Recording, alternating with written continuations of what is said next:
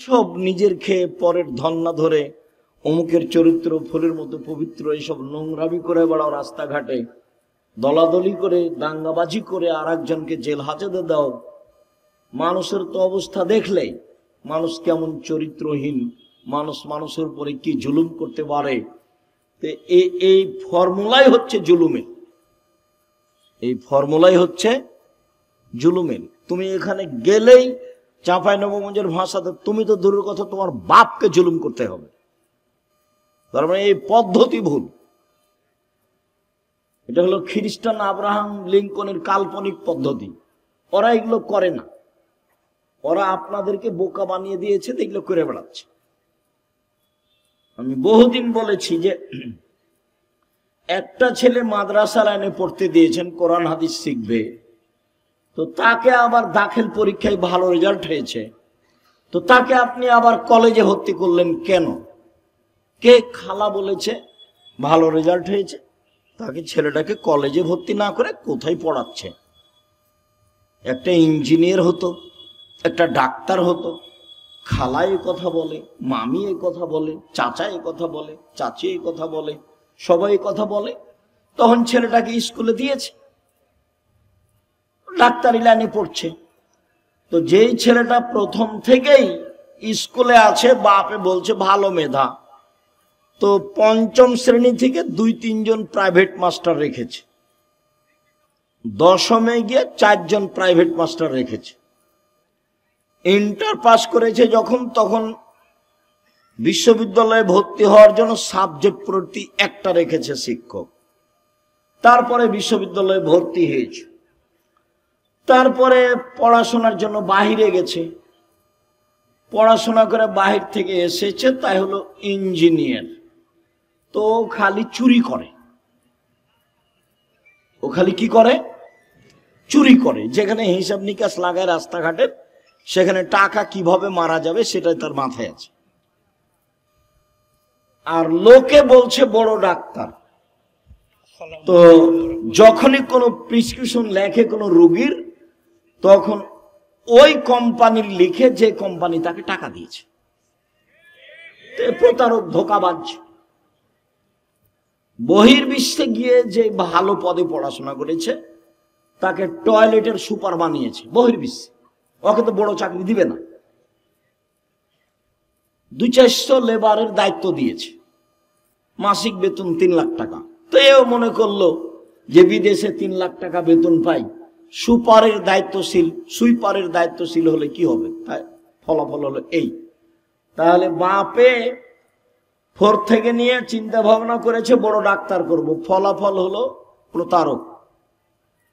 বাপে বলছে বড় ইঞ্জিনিয়ার বানাবো, ফলাফল হলো চোর। আর মেধা ভালো তাই বিদেশে কিছু করে, তাই হলো যারা সুইপার তাদের লিডার। 50 বছর বাগমারা থানাকে চ্যালেঞ্জ করলাম, 50 বছর বিগত, দেখি কার ছেলে বড় ইঞ্জিনিয়ার কি করেছে জাতির। আগামীকালকে আমার সাথে কথা বলবেন, বিগত 50 বছর থাকলো চ্যালেঞ্জ, 50 বছর বিগত। আপনি বলবেন আমার ছেলে পড়াশোনা করে দেশের এই করেছে, জাতির এই করেছে, জাতির এই করেছে, সব সময় জাতির কল্যাণের জন্য প্রস্তুত আছে, এটা দেখাবেন। এই ছেলেটাকে কোরআন হাদিস শিখতে দিয়েছিলেন, তাকে আবার ওখানে দিলেন কেন? এ কি করবে? যাকে সব সময় প্রাইভেটে রেখেছেন সেটাই হলো না, তারই ফলাফল এই। আপনাকে আমি বহুদিন শুনিয়েছি বাগমারার মাটিতে। আপনার ছেলেকে তো আমি খুব ভালোভাবে চিনি। ওই যে সেদিন এসেছিল, প্যান্টটা টাকনোর নিচে ছিল, দাড়ি চাঁচা ছিল, সিগারেট হাতে ছিল, গলায় টাই ছিল, গাড়ি থেকে নামলো, বৌমা একটু পরে নামলো, হালকা হালকা গায়ে কাপড় আছে, নাতনি একটু পরে নামলো, গায়ে কোনো কাপড়ই নাই, গাড়ির পিছন দিকে কুকুর আছে। এই তো আপনার পড়াশোনার ফলাফল। আমি 35 বছর থেকে মাঠে আছি, 90 সাল থেকে এখন পর্যন্ত এদেশের কোনো মানুষ আমাকে ওই ঘরে ঢোকাতে পারেনি যে ঘরে ছবি মূর্তি আছে। আর আমি তো করোনার 5 পয়সা দাম দিইনি। যারা করোনার ওষুধ বের করেছে তারা একদিনও করোনা দেয় না, টিকিট দেয় না ওরা। ও তো আপনাকে বিকলাঙ্গ করার কৌশল, আপনার ছেলে মেয়ে হলে অ্যাডনর্মাল হবে, ওটা তো আসলে ও আপনার ফিলিস্তিনের মানুষ মারে, ও আবার আপনার কল্যাণ চাই, মাথায় কি গোবর আছে? ও আপনার কল্যাণ চাইবে কিভাবে? এটা আপনি কি দিয়ে বুঝলেন? সে আপনার জানের শত্রু, সে আপনার মানের শত্রু, সে আপনার টাকা পয়সার শত্রু, সে আপনার সবকিছুর শত্রু। সে আপনাকে ঔষধ দিয়ে ভালো করে রাখবে, জীবনে কোনোদিন যেন আপনার এই হয় না, সেই হয় না, হেপাটাইটিস হয় না, কি হয় না। এ তো পাগল বানিয়েছে আপনাকে। তাই সব স্কুলের ছেলেকে স্কুলের মেয়েকে টিকে দিতে হবে, পালাক্রমে এসেছে। কত বুঝাইছে ভালো করে, এটা নিতে হবে, সেটা নিতে হবে, এটা ভালো, সেটা ভালো। বলে কত টাকা বেতন পান আপনি? এত আপনি বলছেন কেন? বল হিসাব। সম্মানিত দিনী ভাই বোন, মরণকে স্মরণ করতে পারে যে, সে হলো হুঁশিয়ার মানুষ। আল্লাহ রাসূল বললেন যে কবর জিয়ারত করো, তাহলে মরণ স্মরণ হবে। মাঝে মধ্যে কবরের পাশে যেতে হবে, বাপের, মায়ের, আত্মীয় স্বজনের কবরের পাশে গিয়ে হাত তুলে দোয়া করতে হবে এবং ভাবতে হবে আমিও এই কবরের সদস্য। আল্লাহ রাসূল বলছেন, কুন ফি দুনিয়া কান্নাকা গরীব, তুমি দুনিয়াতে থাকো, তুমি যেন অপরিচিত, তোমাকে কেউ চিনে না। অত বেশি চিনলে তোমার অহংকার আসতে পারে। আবের সাবেলিন, অথবা তুমি পথিক, রাস্তায় যেতে যেতে গাছের নিচে বসেছো, একটু ক্লান্ত, সেই জন্য তারপরে তুমি হাঁটতে লাগবে। এ হলো দুনিয়া। অন্যথায় তুমি নিজেকে ভাবো আমি কবরের একজন সদস্য। হাদিস বুখারী মুসলিম। এভাবে মুহাম্মদ সাল্লাল্লাহু আলাইহি ওয়াসাল্লাম বলেন। তো নিজেকে একজন কবরের সদস্য ভেবে যে কয়েকদিন বেঁচে থাকি, মারামারি বাদ দিয়ে, হইচই বাদ দিয়ে, নিজে উপার্জন করে নিজে খাই। বহুদিন বলেছি 4টা জিনিস: 5 ওয়াক্ত সালাত, কোরআন তেলাওয়াত, হালাল রুজি, আড্ডা না পিটা, জান্নাত হবে ইনশাআল্লাহ। আড্ডা পিটা চিরদিনের জন্য হারাম। ওই যে দোকানে বসে আড্ডা পিটছেন, এটা হারাম। ওই যে মোবাইল নিয়ে সারাদিন সারা রাত লাইনটা বেটি ছেলে দেখছেন, এটা হলো আড্ডা পিটা, এটা হলো হারাম। ওইদিকে তোমার মা দেখে, এদিকে তোমার বাপ দেখে, ওই ঘরে তুমি দেখো, ওই ঘরে তোমার বোন দেখে, তাহলে পুরো বাড়িটা জেনাই সয়লাভ বন্যে। চরিত্র কোথায় আছে? এই আবার মোবাইলও ওদেরই, সব ফাংশন তাদের, ওরা বলে বন্ধু। সুদের যত পথ আছে, দুঃখিত সম্মানিত দিনী ভাই বোন, যে যেখানে আছেন, অল্প সময় কথা বলি। আপনার সাথে কিছু গুরুত্বপূর্ণ কথা বলতে এসেছি। মানুষের জীবনে সবচেয়ে জরুরি কাজ 5 ওয়াক্ত সালাত। মানুষের জীবনে জরুরি হিসাবে এর চেয়ে জরুরি কোনো কাজ নেই। সেটা হজ হোক, জাকাত হোক, জমি চাষ হোক, চাকরি হোক, ব্যবসা হোক, বাণিজ্য হোক, হাইকোর্ট হোক, জজ কোর্ট হোক, পৃথিবীর এমন কোনো কাজ নাই যেটা মানুষের জন্য নামাজের সালাতের চেয়ে বেশি জরুরি হতে পারে। এটুকু আপনার বোঝা উচিত। আপনি আমার ভালোবাসায় এসেছেন এখানে, আপনি তো 5 ওয়াক্ত সালাত আদায় করেন না। করা উচিত, করতেই হবে। বহুদিন বলেছি, অজু করে সালাত আদায় করতে হয়, তো পানি নেই, তায়াম্মুম করে করেন। মাটি নেই, তো অজু ছাড়া তায়াম্মুম ছাড়াই সালাত আদায় করেন। কেবলার দিকে মুখ করে সালাত আদায় করতে হয়, কেবলা বোঝা যায় না, কেবলা ছাড়াই করেন। দাঁড়িয়ে সালাত আদায় করতে হয়, দাঁড়িয়ে থাকা যায় না, বসে করেন। বসে থাকা যায় না তো শুয়ে শুয়ে পড়েন। পরিষ্কার কাপড় পরে সালাত আদায় করতে হয়, পরিষ্কার নেই, যাতে পেশাব পায়খানা লেগে আছে সেটা পরেই পড়েন। পরিষ্কার অপরিষ্কার কোনো কাপড়ই নেই, উলঙ্গ অবস্থায় আছি, তো উলঙ্গ অবস্থাতেই পড়েন। গাড়িতে উঠে আছেন, শিকল ধরে আছেন, ঠেল মানে না গাড়িতে, দাঁড়ানো অবস্থায় আছেন, এই অবস্থায় সালাত আদায় করতে হয়। যুদ্ধের সালাতগুলো এসেছে যে একটা নিয়ম এসেছে যে একদল শত্রুর মোকাবেলা আছে আর একদল এখানে সালাত আদায় করছে, এক রেখাত এরা এক রেখাত ওরা, রাসূলের 2 রেখাত, তারপর ওরা নিজে নিজে এক রেখাত পড়ে শেষ করলো। আর একটা এসেছে শত্রুর মুখে দাঁড়িয়ে আছে, এভাবে সালাত আদায় করছে, শত্রুর মুখের উপর আছে, এভাবেই সালাত আদায় করছে। রাসূল সাল্লাল্লাহু আলাইহি ওয়াসাল্লাম সালাতের উপরে এত সোচ্চার ছিলেন, যেই সালাত আমার আর আপনার ছেলে মেয়ের কোনো হিসাবে নেই। খাচ্ছে, পেশাব করছে, পায়খানা করছে, দিন কাটছে পশু প্রাণীর মতো, গরু ছাগলের মতো। আর দল করার ব্যাপারে ঠিকই আছে, আর মানুষের বদনাম আর গীবাত করার ব্যাপারে, বিরোধিতা করার ব্যাপারে, শত্রুতা করার ব্যাপারে ঠিকই আছে। কত সুন্দর করে ছবি দিয়ে রাস্তাঘাটে তুলে রেখেছে, কি যে দেখাইতে চাচ্ছে। মানুষের ক্ষতি করে বেশি দিন বেঁচে লাভ নাই। আমার জীবনে আমি 2টা কাজ খুব চেষ্টা করি জীবন বাজি রেখে টিকে থাকা, খুবই কঠিন। তার একটা হলো, আমি আমার জীবনে মানুষের কোনোদিন প্রতিশোধ নেব না, ইনশাআল্লাহ। সে যা পারে করুক, যা পারে বলুক। পারিবারিক ভাবে হোক, জমি জায়গার ব্যাপারে হোক, সামাজিক ভাবে হোক, দল সংগঠন ভাবে হোক, মানুষের কোনোদিন প্রতিশোধ নেব না। আর মানুষের পিছে পড়বো না, বদনাম করবো না। আমাকে ধুইয়া ছেড়ে দেখ না কেন,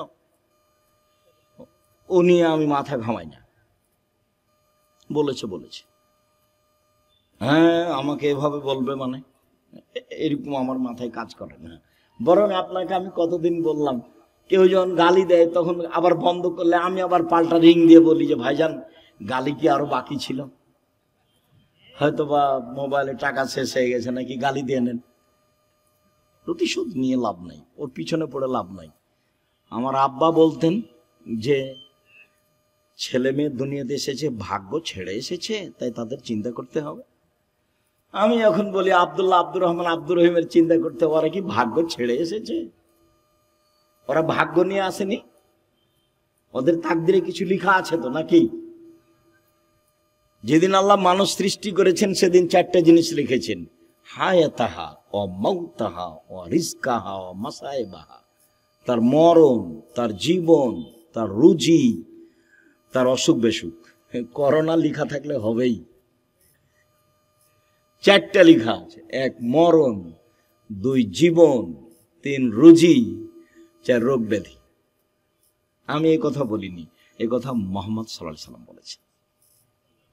এটা আমার ব্যক্তিগত কোনো স্বাধীনতা নাই এখানে, এটাকে আমি বিশ্বাস করি এবং খুব শক্তভাবে বিশ্বাস করি। ঢাকাতে এক লোক করোনা হয়েছে, তো আমি দেখবো আর গায়ে হাতে একটু দোয়া করব।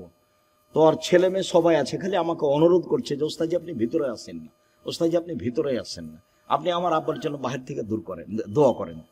বলছি আমি তো আমার অন্তর তো ধাক্কা খাই না যে তোমার বাপের গায়ে হাত লাগালে আমাকে করোনা ধরবে। ধরেও যদি, তা আমি বলবো না যে এই কারণে ধরেছে, আমি বলবো ওই যে লেখা ছিল সেই জন্য ধরেছে। আমি এত তাড়াতাড়ি পরিবর্তন হতে চাই না, মাস্ক দিয়ে ভাগ্য বাড়াতে রাজি নই, এটা করতে রাজি নই। শুনুন, 5 ওয়াক্ত সালাত আদায় করতেই হবে আপনাকে। আজকের জরুরি কথা আপনার সাথে, মানুষের জীবনে কিছু চাওয়া পাওয়া আছে। মানুষ বেঁচে থাকলে সমস্যা নেমে আসে, মামলা মোকদ্দমা হয়, জমি জায়গা লাগে, বাড়ি ঘর লাগে, কিছু লাগে মানুষকে। তো মানুষ আল্লাহকে বলতে শিখুক। কাকে বলতে শিখবে? আল্লাহকে। ও পারে, আরো যা করে তাকে কেউ ঠেকাতে পারে না, আরো ঠেকিয়ে দিলে কেউ করতে পারে না। আমার কাছে যে কত প্রমাণ আছে, মাঝে মধ্যে বলি না, 2013 সালের 24শে আগস্ট রোজ মঙ্গলবার সকাল 11টার সময় হাঁটাবো, বীরহাটাবো, রূপগঞ্জ, নারায়ণগঞ্জ, ঢাকায় বলেছিলাম আমার হাতে টাকা নাই, এ কথা সত্য, এখানে প্রতিষ্ঠান গড়বে, এ কথা সত্য, ইনশাল্লাহ গড়বেই গড়বে। প্রতিষ্ঠানটা প্রায় এখন 100 বিঘা জমির উপরে, 100 বিঘা। 2016 সালের 17 ফেব্রুয়ারি রোজ বুধবার বিকাল 4টা 4:30টার সময় বলেছিলাম এই ডাঙ্গিপাড়ায়, সেই প্রতিষ্ঠান এখন প্রায় 50 বিঘার উপরে অবস্থান করে। 50 বিঘা। এবছরের জানুয়ারিতে ছাত্র ছিল 2200। প্রায় 5000 ছেলে মেয়ে পড়াশোনা করে। 300 জন শিক্ষক শিক্ষিকা। প্রতি মাসে বেতন লাগে 40 লক্ষ। অথচ আমি নিজেকে মনে করছি আমি হলাম কচুর পাতার পানি। কচুর পাতার পানি বুঝেন না? একটু বাতাস আসলে কেমন হয়? এই পড়লো, এই পড়লো, এই পড়লো। মানে আমি ভিত্তি দিয়ে, বংশ দিয়ে, নিজের ব্যবসা দিয়ে, ক্ষমতা দিয়ে জামিয়া সালাফিয়া চালাই না। চলে কিভাবে আমি নিজেই বুঝতে পারি না, তা আমার আবার ক্ষমতা কি? সম্মানিত দিনী ভাই বোন, 6-7 নভেম্বরে আছে। একদিনের ভালোবাসা গড়াইন না, নইলে আমি তখন আর আসতে চাইব না। মাঝে মধ্যে যাবেন, ভালোবাসা গড়াবেন, পত্রিকা নিবেন। আপনার টাকা দিয়ে এতগুলো পত্রিকা ছাপে, কত জানো? প্রায় 16,000 পত্রিকা ছাপে, আল ইতেসাম পত্রিকা। তা আপনি মনে করেন না যে আমার টাকা দিয়ে ছাপাই, আপনার টাকা দিয়েই ছাপাই। তাহলে আব্দুল রাজ্জাক সাহেব কই? আমার বাঘ মারা বাড়ি, আমি তো কোনোদিন টাকা দিইনি। তা আপনি দেননি, কেউ দেয় না, এটা হয় কিভাবে?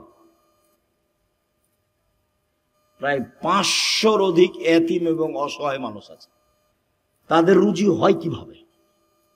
কেউ দেয়, নাহলে কিভাবে হয়? ওখানে কি মারিয়ামের মতো আল্লাহ দিয়ে যায়, জিবরাইল দিয়ে? মারিয়ামের খালু জাকারিয়া বলছে, মারিয়াম এ কি ফল? অসময়ের ফল যে শীতের দিনে রাজশাহীর ফজলি আম। ফজলি আম ছিল না, এমনি বলছি, শীতের দিনে অসময়ের ফল। তখন মারিয়াম বলছেন, হাযা মিন ইনদিল্লাহ। এগুলো কোথা থেকে এসেছে? আল্লাহর পক্ষ থেকে এসেছে। এমন তো আর এখন নয়, মানুষই দেয়। এত বড় প্রতিষ্ঠান মানুষের সহযোগিতাই চলে। অবশ্যই যাবেন। 6 তারিখ 7 তারিখে দেশ বিদেশের আলেম ওলামা থাকবেন। আর ইবতেসাম এলাহি জহির, এহসান এলাহি জহির পাকিস্তান ছেলে ইবতেসাম এলাহি জহির থাকবেন। আরো কে কে থাকবেন আমি এটা জানি। সম্মানিত দিনী ভাই বোন, রাতের সালাত। রাসূল সাল্লাল্লাহু আলাইহি সাল্লাম বলেন, ইন্না শায়তান ইয়াকিদু আলা রাসিয়াতি আলা কাফিয়াতি রাস আহাদিকুম। যখন তোমাদের কোনো ব্যক্তি রাতে ঘুমায়, তখন শয়তান তার মাথায় চুলে গিরা লাগায়। 3টে গিরা লাগায়, চুল থাক আর না থাক, চুলে গিরা লাগায়। এজরবু আলা উকদাতিন, ওই গিরার উপরে এভাবে হাত দিয়ে থাবা মারে আর বলে, উরকো ঘুমাও, লাইলান তবিল, রাত লম্বা, রাত লম্বা, ঘুমাও, রাত লম্বা। এভাবে শয়তান এরকম করে। ফাইনিস্তাই কাজা আহাদকুম, তোমাদের ব্যক্তি যদি এখন কেউ ঘুম থেকে উঠে যায়, জেগে যায়, যাকার আল্লাহ, তারপর বলে আলহামদুলিল্লাহিল্লাযী আহয়ানা বাদা মা মাতানা ওয়া ইলাইহিন নুশুর। ওই আল্লাহর প্রশংসা যে আল্লাহ আমাকে মরণ দেওয়ার পরে জীবন দিল। একটু আগে মরণ দিয়েছিল, এখন আবার কি করলো? জীবন দিল। ওরে আমি প্রশংসা করছি। এইটুকু বললেই একটা গিরা খুলে যাবে। শয়তান যত বড়ই পাওয়ারফুল ক্ষমতার অধিকারী হোক না কেন, আমি দোয়া পড়েছি, ঘুম থেকে উঠে গিরা খুলে যাব।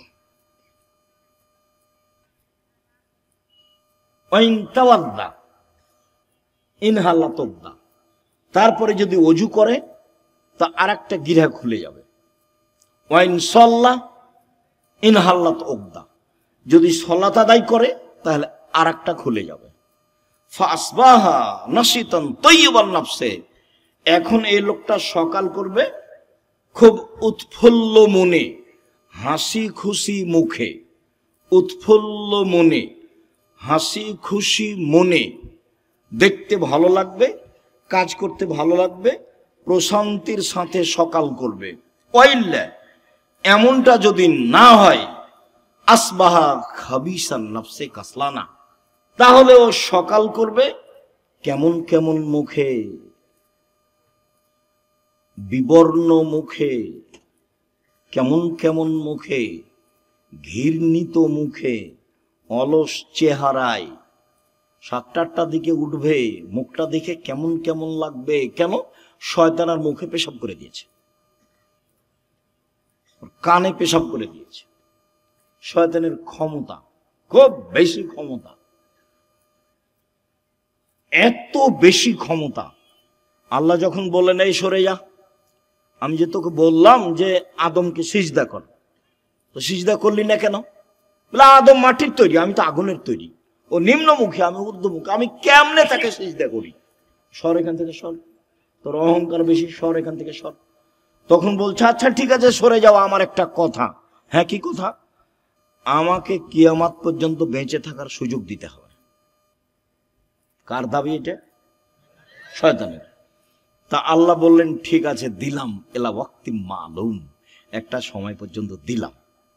যেমন পেয়েছে সময়, তেমনি বলছে ওয়া ইজ্জাতিকা, তোমার সম্মানের কসম। আল্লাহকে বলছে ইয়া রাব্বি, শয়তান বলছে ইয়া রাব্বি, হে আমার প্রতিপালক, তোমার সম্মানের কসম, লাউবিয়ানিল ইনসানা মাদামা তারহুম ফি আসাদিহিম, আদমের ছেলে মেয়েকে পাপ করাবো করাবো করাবো, ওকে আমি ভুল পথে নিয়ে যাব যাব যাব, ওর দেহে যতদিন শ্বাস আছে আমি তাকে পাপই করেই ছাড়বো।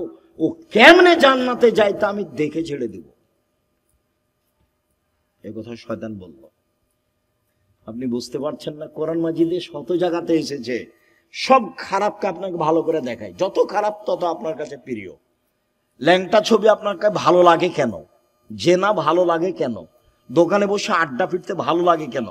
হই হুল্লাড় করে চিল্লাচিল্লি করতে ভালো লাগে কেন? মানুষের বদনাম করতে ভালো লাগে কেন? মানুষকে জেল হাজতে দিতে ভালো লাগে কেন? মিথ্যা কসম সাক্ষী দিতে আপনাকে ভালো লাগে কেন?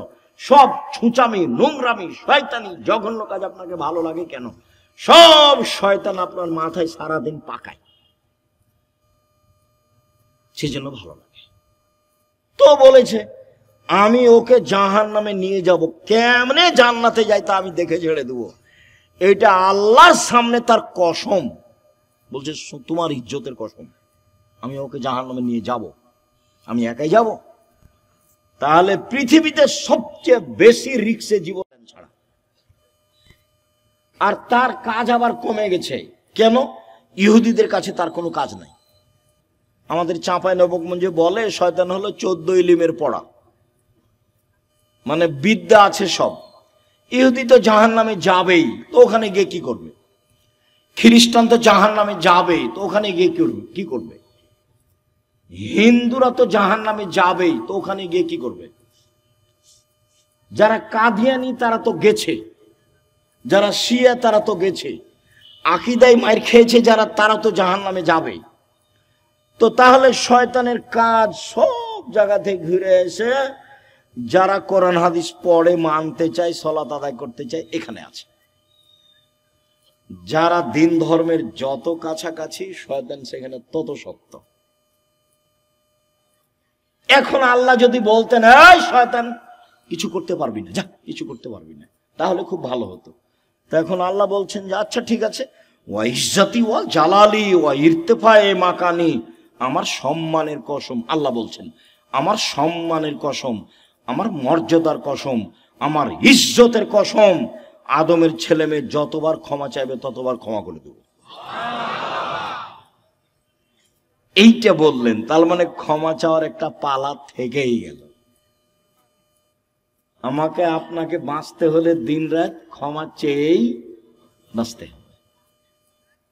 মানে আস্তাগফিরুল্লাহ ওয়া আতুবু ইলাইহি তাসবিহ করে নিতে হবে। তাসবিহ, শ্বাস চলে যেমন অজান্তে, মুখে থুথু আসলে ফেলে দেন যেমন অজান্তে, সময় আসলে খাওয়া রেডি হয় যেমন স্বাভাবিকভাবে, তেমনি জীবনে স্বাভাবিকভাবে আসতে হবে আস্তাগফিরুল্লাহ ওয়া আতুবু ইলাইহি। আস্তাগফিরুল্লাহ ওয়া আতুবু ইলাইহি।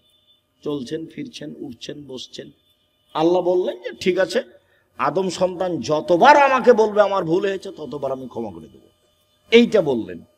কিন্তু বললেন না যে তুই কিছু করতে পারবি না, এটা বলেন। তখন আল্লাহ রাসূল বলছে কুল্লু বানি আদম খাত্তা, আদম সন্তানই পাপী। খায়রু খাতাই না তাওয়াবুন, সবচেয়ে ভালো আদমের ছেলে মেয়ে সেই যে বলে আস্তাগফিরুল্লাহ ওয়া আতুবু ইলাইহি, আস্তাগফিরুল্লাহ আল্লাযী লা ইলাহা ইল্লা হুয়াল হাইয়ুল কাইয়্যুম ওয়া আতুবু ইলাইহি, রব্বিগফিরলি ওয়া তুব আলাইয়া ইন্নাকা আনতাত তাওয়াবুল গাফুর, আল্লাহুম্মা আনতা রাব্বি লা ইলাহা ইল্লা আনতা খালাকতানি ওয়া আনা আবদুকা ওয়া আনা আলা আহদিকা ওয়া আদিকা মাসতাতাতু আউযু বিকা মিন শাররি মা সানাতু আবু আলাকা বিনিআমাতিকা আলাইয়া ওয়া আবু বিযামবি ফাগফিরলি ফাইন্নাহু লা ইয়াগফিরু যুনুবা ইল্লা আনতা। এই ছেলে, আমাকে কাজ দেখাচ্ছ? ধৈর্যের পরিচয় দাও। আমাদের এখানে কোনো কেচ্ছা কাহিনী নেই, নির্বাচনও আসেনি, অল্পক্ষণ ধৈর্যের পরিচয় দিবেন, কাজ দেখায়েন না, যেটা আমি পছন্দ করি না। আমি আপনার জন্য এসেছি। আমি আব্দুর রাজ্জাক বিন ইউসুফ, আপনি আমাকে টাকা দিয়ে নিয়ে এসেছেন এমনটা মাথায় থাকলে ভুল হয়েছে। সম্মানিত দিনী ভাই বোন, যদি রাতে না উঠে তাহলে শয়তান তার মুখে কানে পেশাব করে।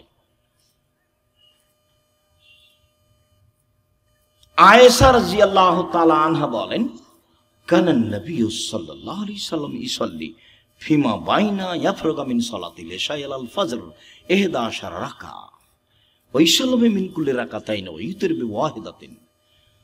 এশার পর থেকে নিয়ে ফজর পর্যন্ত সময়ে আল্লাহর নবী 11 রাকাত রাতের সালাত আদায় করতেন। 11 রাকাত। কখন থেকে কখন?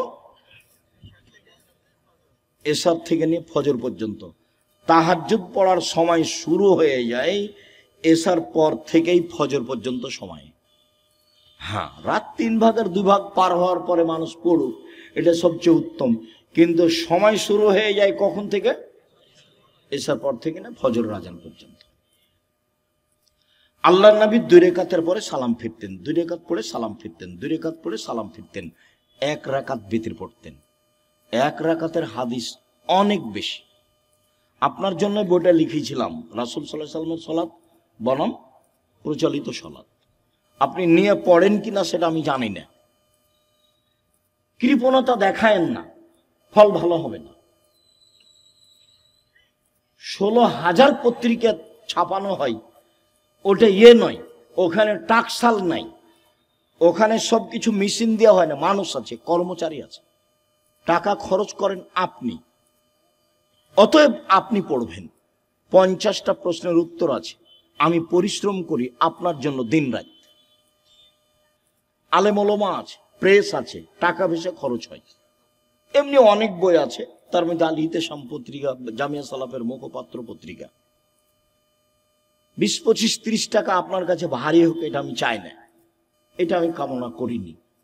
আমি মনে করছি বই কিনবেন, পড়বেন, বন্ধু বান্ধব আত্মীয় স্বজন খালা ফুফু সবকে দিবেন, যারা আছে আত্মীয় স্বজন তাদেরকে দিবেন। যে আব্দুর রাজ্জাক সাহেব সালাতের পর বইটা লিখেছেন, দেখেন তো, 1 রাকাত বেতর, 3 রাকাতের হাদিস বুখারী মুসলিম, 5 রাকাতের হাদিস বুখারী মুসলিম, সব একটানা। 3 রাকাত একটানা, 5 রাকাত একটানা। বিকল্প কি সেটা আপনাকে আমি বলতে চাইনি। আমি আপনাকে বলতে চাইছি বুখারী মুসলিমের হাদিস এইভাবে। বুঝাতে পারিনি মনে হয়। সম্মানিত দিনী ভাই বোন, উমামা বাহিলী রাদিয়াল্লাহু তাআলা আনহু বলেন, রাসূল সাল্লাল্লাহু আলাইহি সাল্লাম বলেছেন, আলাইকুম বিকিয়ামিল লাইল, পৃথিবীর মানুষ তোমাদের রাতে সালাত আদায় করা জরুরি। আল্লাহ নবী বলছেন, আমি বলিনি এই কথা। পৃথিবীর মানুষ, মহিলা পুরুষ, তোমাদের রাতে সালাত আদায় করা জরুরি। কেন? হুয়া কুরবাতুন লাকুম ইলা রাব্বিকুম, রাতে সালাত আদায় করলে তোমরা তোমাদের প্রতিপালকের নিকটে হতে পারো। রাতে সালাত আদায় করলে তোমরা তোমাদের প্রতিপালকের নিকটে হতে পারো। 2, মুকাফফিরাতুন লিসায়াত, রাতে সালাত আদায় করলে পাপ মিটে যায়। 3, মানহাতুন আনিল ইসম, রাতে সালাত আদায় করলে আপনার থেকে পাপ দূরে সরে যায়। যারা খুব চেষ্টা করছে পাপ ঠেকাতে পারছে না, আব্দুর রাজ্জাক বিন ইউসুফের বক্তব্য শুনে কতবার যে কান ধরে কসম করলো আর কোনোদিন কোনো মেয়ের সাথে কথা বলবো না, কিন্তু টিকতে পারে না। 2 মাস 4 মাস পরে কথা বলে। বিড়ি সিগারেট খাবো না, তো 2 দিন 4 দিন পরে আবার শুরু করে। দোকানে বসে আড্ডা পিটবো না, সপ্তাহ পার হয়নি, পরের দিন দেখছে দোকানের সামনে বসে আছে। তাহলে বুদ্ধি কি? বহু ছেলে বহু লোক বলে আমাকে, আব্দুর রাজ্জাক সাহেব টিকতে পারি না, কোনো পথ আছে? ভাইজান আমি তো আর কোনো জাদু মন্ত্র দিতে পারছি না, পথ এটাই। তাহলে রাতে উঠে 2 রাকাত সালাত আদায় করে আল্লাহকে বলেন। যদি মনে করেন যে এখনই বন্ধ করে, তাহলে এভাবে উঠাবেন, আর যদি বলো বন্ধ করেন তাহলে এভাবে উঠাবেন। চাপ দিয়ে বলতে হবে, বন্ধ করতেই হবে। বন্ধ করবো না মানে করতেই হবে। তুমি তো পারো, তুমি তো এমন সত্য নও যে পারবা না, তবু আমি বলছি। তার নাম হলো আজিজ, ওর নাম পরাক্রমশালী। ওর নাম কি? আজিজ, পরাক্রমশালী। তাকে কেউ ঠেকাতে পারে না। কাদির, সবকিছু করতে পারে। তো সবই যে পারো, আমি বলছি আমি একটা মানুষ, আমি পাপ করতে চাই না, তুমি বন্ধ করবা না কেন? তুমি শক্তি দিয়ে বন্ধ করে দাও। আপনি খুব চাপ দিয়ে বলবেন, হাত তুলে বলবেন, খুব বিনয়ের সাথে কান্নাকাটি করে চাপ দিবেন, বন্ধ হবে ইনশাল্লাহ, হবেই। রাতে সালাত আদায় করলে 3টে। আমর ইবনে আব্বাস রাদিয়াল্লাহু তাআলা আনহু বলেন, রাসূল সাল্লাল্লাহু আলাইহি সাল্লাম বলেছেন, আকরাবু মা ইয়াকুনুর রাব্ব ইলাল আবদে ফিল লাইলিল আখির। রাত যখন 3 ভাগের 2 ভাগ পার হয়ে যায়, তখন আল্লাহ সবচেয়ে মানুষের নিকটে হয়ে যায়। রাতের 3 ভাগের 2 ভাগ পার হয়ে গেলে আল্লাহ মানুষের নিকটে হয়ে যান। এই শোনো আমর ইবনে আব্বাস, তুমি যদি হতে চাও, এই সময় যারা আল্লাহকে ডাকে তাদের অন্তর্ভুক্ত হও। হও না, হও, তুমি চেষ্টা করো, তুমিও হয়ে যাও, পারলে হও। এই কথা রাসূল সাল্লাল্লাহু আলাইহি ওয়াসাল্লাম বলেন। আবু হুরায়রা রাদিয়াল্লাহু তাআলা আনহু বলেন, রাসূল সাল্লাল্লাহু আলাইহি সাল্লাম বলেছেন, এনজিলু রাব্বুনা তাআলা ইলা সামাই দুনিয়া হিনা ইয়াবকা সুলুসুল লাইলিল আখিরা। রাতের 3 ভাগের যখন 2 ভাগ পার হয়ে যায়, তখন আল্লাহ সপ্তম আকাশ থেকে প্রথম আকাশে নেমে আসেন। এই কথাটার খুব মূল্যায়ন করতে হবে। এই ছেলে, আপস কথা বলছো কেন? শরম বোধ হয় না? হাঁটাহাঁটি করো কেন? একটু লজ্জা বোধ হয় না কেন? শরম বোধ হয় না কেন? আমি তো কথা শেষ করবই ইনশাআল্লাহ। তা আপনার এত ব্যস্ততা বাড়লো কেন? আপনি একটু ধৈর্যের পরিচয় দিবেন। রাতের 3 ভাগের 2 ভাগ পার হলে আল্লাহ সপ্তম আকাশ থেকে প্রথম আকাশে নেমে আসেন। নেমে এসে বলেন, মায়ে সোনি ফাউতিয়াহু, কে কি চায়, যে যা চায় আমি তাকে তাই দিলাম। মায়াদুনি ফাস্তা জিবালাহু, কে আমাকে ডাকে বিপদে পড়ে আমি তার ডাকে সাড়া দিলাম। কি বলতে চাও? বলে বিপদে পড়েছি, ঠিক আছে, ঠিক করে দিলাম। কে ডাকে? 3 মাইয়াস্তাগফিরনি ফাগফিরাল্লাহু, কে আমার কাছে ক্ষমা ভিক্ষা চায়, যে চায় তাকে আমি ক্ষমা করে দেব, যে চাই তাকে আমি ক্ষমা করে দেব। অন্য জায়গাতে বলছেন আল্লাহ তাআলা হাদিসে কুদসি, ইবনা আদম মা দাওয়াতানি রাজাওতানি, আদমের ছেলে মেয়ে শোনো, তুমি যেভাবে ডাকো আমি সেভাবে থাকি, তুমি যেভাবে আশা পোষণ করো সেভাবে আমি পূর্ণ করে থাকি। আদমের ছেলে মেয়ে শোনো, তুমি যেভাবে ডাকো আমি সেভাবে থাকি, তুমি যেভাবে আশা পোষণ করো সেভাবে আমি পূর্ণ করে থাকি। ওলা উবালি, আমি পরোয়া করি না তুমি কত বড় পাপী, তোমার ক্ষমা চাইলে আমি ক্ষমা করে দিই, আমি পরোয়া করি না তুমি কত বড় পাপী, তুমি যেভাবে ডাকো আমি সেভাবে থাকি, তুমি যেভাবে আশা পোষণ করো সেভাবে আমি পূর্ণ করে থাকি। লাউ বালাগাত জনবুকা আনানা সেমায়, আদমের ছেলে মেয়ে শোনো, তোমার পাপ যদি বেশি হতে হতে হতে আকাশে লেগে যায়, পাপ আর পাপ, আকাশ জমিন পরিপূর্ণ পাপ, জীবনটা শুধু পাপে ভরা। 15-16 বছর থেকে পাপ শুরু হয়েছে, এখন 40 বছর বয়স, শুধু পাপ।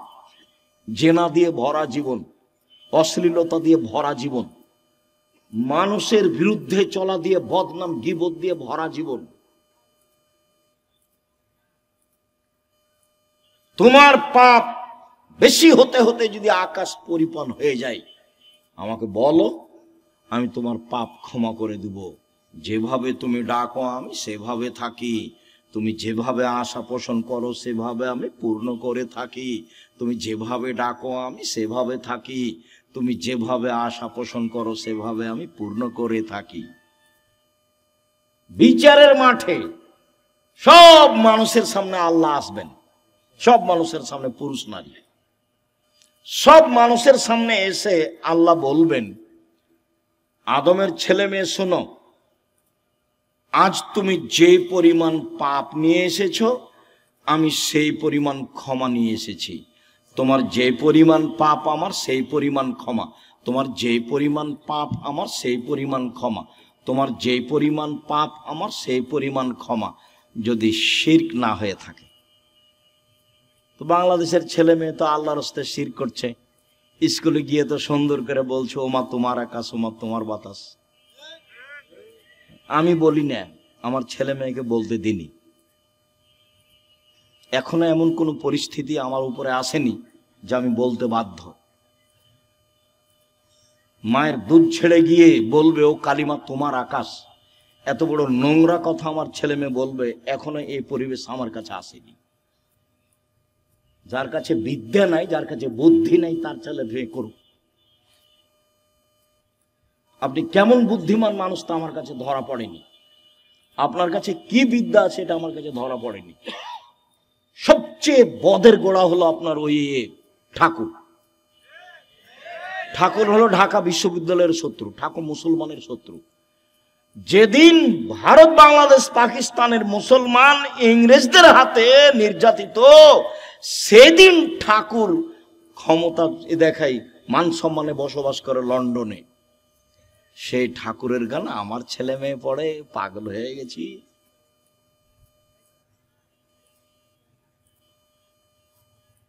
এ তো অবাক হয়ে গেল। নিজের ঘরের ওই কি বলছে গো, ব্রয়লার মুরগি জ্বালিয়ে দিয়ে ইন্ডিয়া থেকে মুরগি নিয়ে আসতে হবে, মানে মাথায় গোবর আছে। নিজের মুরগি কি করতে হবে, জ্বালিয়ে দিতে হবে, তো ওখান থেকে ডিম আনতে হবে। এত উল্টা বুদ্ধি, এটাও একটা উল্টা বুদ্ধি। চেষ্টা করো না কেন? কই বাগমারের ছেলে মেয়ে নাকি জেনারেল লাইনে পড়ে ইঞ্জিনিয়ার হয়ে, বড় ডাক্তার হয়ে জাতির উপকার করেছে। কোথায় উপকার করেছে? পুঠিয়া থানা না? তো পুঠিয়া থানার ছেলে মেয়েরা খুব ভালো পড়াশোনা করেছে, অনেক কিছু করেছে। আমি তো বলছি প্রায় 30 বছর থেকে, আমি তো 30 বছরের ওই সেই কত বালানগরে এসেছিলাম বহুদিন আগে, সেদিন আমি বলেছি তোর বাপের আকাশ। সব সময় বলছি, আমি তো ঘৃণা জানাই। সম্মানিত দিনী ভাই বোন, রাতে উঠে আল্লাহকে কিছু বলতে হবে। আল্লাহ আমার আর আপনার কথা শোনার জন্য প্রতীক্ষমান। আল্লাহ নেমে আসেন আমার কথা শোনার জন্য, আর আমি ঘুমিয়ে থাকি, তাহলে এটা কেমন হলো? বুঝাতে পারলাম না কথা মনে হয়? আল্লাহ নেমে আসেন আমার জন্য, আর আমি কি করি? ঘুমিয়ে থাকি। একটা কথা মধ্যে মনে রাখিয়েন, আমি ঘুমিয়ে থাকি এর অর্থ এই নয় যে সবাই ঘুমিয়ে থাকে। সবাই ঘুমিয়ে থাকে না। কেউ না কেউ আল্লাহকে বলে যে ঠিক আছে তাহলে আমাকে এটা করে দাও, ঠিক আছে তাহলে এটা আমাকে করে দাও, এভাবে বলে। আমর ইবনে আস রাদিয়াল্লাহু তাআলা আনহু বলেন, রাসূল সাল্লাল্লাহু আলাইহি সাল্লাম বলেছেন, মান কামা বিআসরি আয়া লাম ইগফল মিনাল গাফিলিন। কেউ যদি রাতে উঠে 10টা আয়াত পড়ে, 10টা, তাহলে সে গাফেল নয়, এটা লিখে দেওয়া হবে। 2, মান কামা বিমিআ আয়া কুতিবা মিনাল কানিতিন। কেউ যদি 100 আয়াত পড়ে রাতে উঠে সলাতে, 100 আয়াত, তাহলে ও পরহেজগার মানুষের অন্তর্ভুক্ত লিখে দেওয়া হবে। অমান কামা বে আলফে আয়াত, কেউ যদি রাতে 1000 আয়াত পড়ে কোতেবা মিনাল মুকান্তিরিন, তাহলে পৃথিবীতে সর্বোচ্চ মর্যাদার অধিকারী যারা তাদের সাথে এও বড় বড় মর্যাদার অধিকারী ইব্রাহিম আলাইহিস সালাম এরকম যারা বড় বড় মর্যাদার অধিকারী, আপনি যদি রাতে 1000 আয়াত পড়েন, যদি এটা ভারী তো 100 আয়াত তো পারবো, 10 আয়াত তো পারবো। আবু হুরায়রা রাদিয়াল্লাহু আনহু বলেন, আল্লাহ রাসূল বলেছেন, মান কামা ইস্তাইকাজা, যে ব্যক্তি রাতে উঠলো, স্ত্রীকে উঠালো, 2 রাকাত সালাত আদায় করলো, কোথাবে মিনা যাকিরিনা যাকিরাত, যারা আল্লাহকে ডাকে ওদের একটা তালিকা আছে, এদের স্বামী স্ত্রীকে সে তালিকা লিখে দেওয়া হবে। উঠি না কেন, পারি না কেন? আজকে সোমবার, সিয়াম ছিলেন 32 বছর থেকে 30 বছর থেকে বলে আসছি, কেন সিয়াম ছিলেন না? আজ তো সোমবার, কেন থাকলেন না? এই ছেলে, সোমবারে সিয়াম থাকতে হবে কেন? কেন নবী থাকতেন বলো? সাপ্তাহিক মানুষের পাপ নেকি রিপোর্ট পেশ করা হয় কি কি বারে? সোমবার আর বৃহস্পতিবার। তা আমাদের নবী বলছেন যে আমি ভালোবাসি আমার রিপোর্টটা দেখার সময় আল্লাহ দেখুক যে সিয়াম অবস্থায়। নেও নেও আমার রিপোর্ট নেও, সিয়াম অবস্থায় নেও। তো মুহাম্মদ সাল্লাল্লাহু আলাইহি সাল্লাম চাইতেন তার রিপোর্টটা আল্লাহর কাছে পেশ করার সময় কি অবস্থায় দেখাতে চাইতেন? সিয়াম অবস্থায়। তা আপনি চান না কেন? মুরব্বী ভাইজান, আপনি সিয়াম ছিলেন আজকে? চুপ হয়ে যাচ্ছেন কেন? এই কি সুলি ফাঁসি নাকি? এই কি হাইকোর্ট জজকোর্ট নাকি? আদাত হয় না কেন? অভ্যাস হয় না কেন? ওইটা বাদ দিয়ে এটা করেন। বৃহস্পতিবার সোমবার সিয়াম থাকার চেষ্টা করেন। রাসূল আদর্শ দিয়ে গেলেন, আর আমি এমনি দুনিয়া থেকে চলে গেলাম, জীবন পার করলাম, তাহলে হবে? তাহলে হবে না। সম্মানিত দিনী ভাই বোন, রাসূল সাল্লাল্লাহু আলাইহি সাল্লাম বলেন, কেউ যদি ঘুম থেকে উঠে বলে লা ইলাহা ইল্লাল্লাহু ওয়াহদাহু লা শারীকা লাহু লাহুল মুলকু ওয়া লাহুল হামদু ওয়া হুয়া আলা কুল্লি শাইইন কাদির ওয়া সুবহানাল্লাহি ওয়া আলহামদুলিল্লাহি ওয়া লা ইলাহা ইল্লাল্লাহু আল্লাহু আকবার লা হাওলা ওয়া লা কুওয়াতা ইল্লা বিল্লাহ, তাহলে এখন যা বলবে আল্লাহ সেটা মেনে নেবেন। যেটা বলবেন সেটাই শুনবেন, যেটা বলবেন সেটাই শুনবেন। ঘুম থেকে উঠে এই দোয়াটা পড়তে হবে, লা ইলাহা ইল্লাল্লাহু ওয়াহদাহু লা শারীকা লাহু লাহুল মুলকু ওয়া লাহুল হামদু ওয়া হুয়া আলা কুল্লি শাইইন কাদির ওয়া সুবহানাল্লাহি ওয়া আলহামদুলিল্লাহি ওয়া লা ইলাহা ইল্লাল্লাহু আকবার ওয়া লা হাওলা ওয়া লা কুওয়াতা ইল্লা বিল্লাহ। অবশ্য জাবের রাদিয়াল্লাহু তাআলা আনহু বলেন, আল্লাহর নবী বলেছেন, মামিন মুসলিমিন ইয়াবিতু আলা যিকরিল্লাহি তাহিরান, কেউ যদি ওযু করে ঘুমায়, দোয়া পড়ে ঘুমায়, ওযু করে ঘুমায়, দোয়া পড়ে ঘুমায়, এখন ঘুম থেকে উঠে আল্লাহর কাছে যা চাইবে সেটা দিয়ে দিবেন। মা ইয়াসআলু মিন খাইরিন মিন আমরি দুনিয়া ওয়াল আখিরা, ইহকাল পরকালের যেটা চাইবেন সেটা দিয়ে দিবেন, যেটা চাইবেন সেটা দিয়ে দিবেন। এই কথাটা লাগানো আছে ওযু করে ঘুমাতে হবে। কি করে ঘুমাতে হবে? ওযু করে ঘুমাতে হবে। জি উপস্থিত দিনী মুসলিম বোন, বুঝতে পারছেন কিছু? না হইচই করে এসেছেন আর হইচই করে যাচ্ছেন? কিছু আল্লাহকে ডাকতে শিখুন, বলতে শিখুন। আল্লাহ রাসূল বলছেন যে কুরাইশদের মহিলারা সবচেয়ে উত্তম। কেন? 2টা কাজে তারা বেশি আগ্রহী, যত্নবান। এক, নিজের ছেলেকে লালন পালনে তারা খুব যত্নবান, এই জন্য সবচেয়ে ভালো।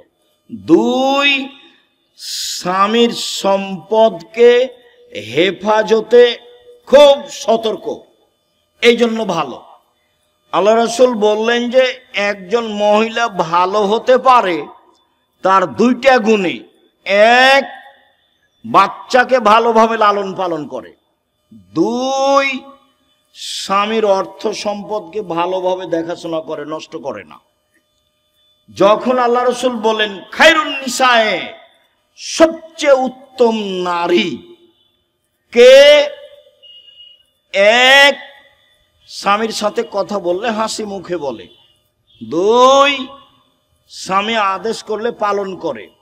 3, স্বামী যখন বাড়িতে থাকে না তখন নিজেকে হেফাজতে রাখে আর স্বামীর অর্থ সম্পদ হেফাজতে রাখে।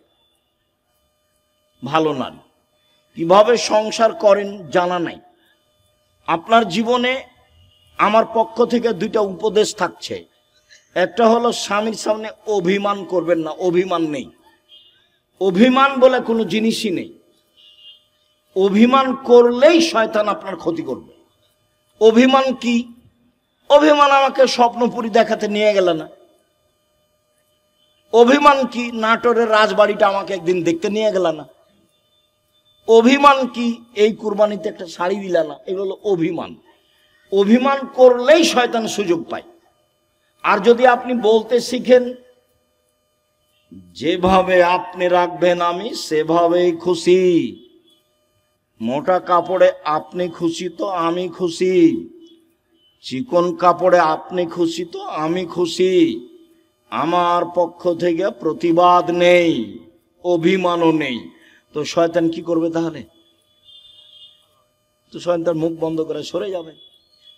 আর যদি খালি অভিমান করেন আর যদি পূর্ণ না করে থাকে তাহলে সারা রাত শয়তান আপনাকে বলবে হলো হলো 3 মাস আগে একটা কথা বলেছিলি সেটাও মানেনি, গত রমজানে একটা শাড়ি চেয়েছিলি সেটাও মানেনি, হলো তোর কোনো কথাই মানবে না। তখন ঘুম থেকে উঠেও বলে যে তোর সংসারই করবো না, যা তুই আমাকে বাদ দে, তুই সংসারই করবো না, এখনই ছেড়ে দে, এখনই ছেড়ে দে, আমি তোর সংসার করবো না।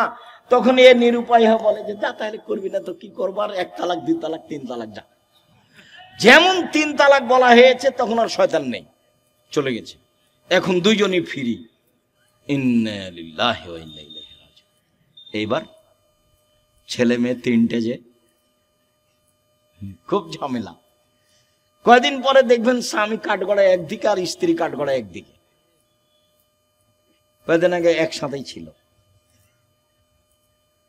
অভিমান করবেন না জীবনে। আপনি আমার দিনই বোন, আপনাকে আমি খাটো করতে আসিনি। অভিমান নেই আর প্রতিবাদ নেই। তুমি এ কথা বললে কেন? তোমার মা আমাকে কথা বললো কেন? তোমার বাপ আমাকে কথা বললো কেন? তুমি তোমার মায়ের কথা আমি শুনতে এসেছি? এরকম কোনো কথা চলবে না। ধৈর্যের পরিচয় দিতে হবে, সহ্য ধৈর্যের পরিচয় দিতে হবে, তাহলে সংসার সুন্দর হবে, শয়তান সুযোগ পাবে না। আর আপনাকে বলি, আপনি কোনো সময় মুখ খারাপ করিয়েন না। যখন সাহাবীগণ বললেন আল্লাহর নবী আমরা স্ত্রীদের কি হক আদায় করতে পারি, ওরা আমাদের কাছে কি পায়, আল্লাহ রাসূল 1 নম্বরে বললেন আতেমা মাতায়েম পা তুতেমা মাতায়েম তা, তুমি যেভাবে খাও সেভাবে খাওয়াবা, খাওয়া দিয়ে কথা শুরু।